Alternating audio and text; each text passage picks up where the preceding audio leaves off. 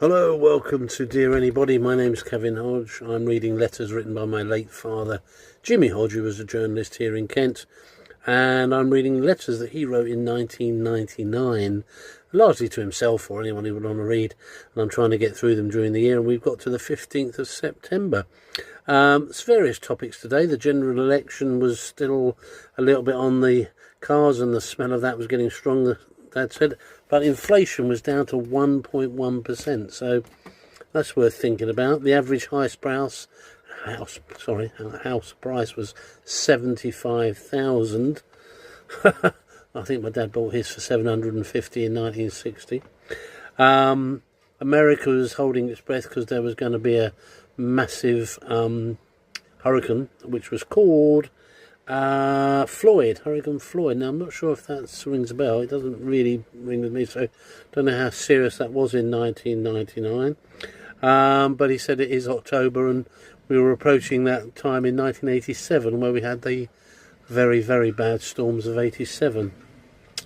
Heavily armed UN troops, including Royal Marines, which pleased my dad, are now preparing to go into East Timor, probably as early as this weekend, he said.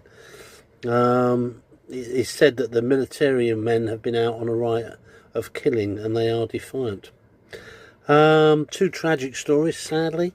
Sad, really. A woman, mother of a little boy, was systematically stealing from her employers and went to face court, rather than face court, committed suicide. Ashamed. And elsewhere, a 15-year-old schoolgirl who stole a small amount of money, £20, from a firm where she was on work experience, was so ashamed. After being told off by a police officer, she took an overdose and died. Again, never sure whether it's quite as simple as that. So that was a bit sad. Singer Sewing Machines, Boston, Massachusetts, closed down in 1999 through competition from Asia, I believe it was.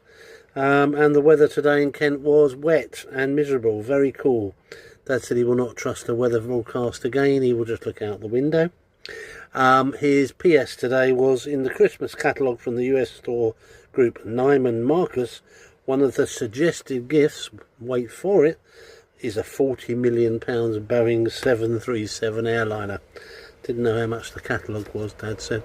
Anyway, that was the news in 1999, Monday here in 2025.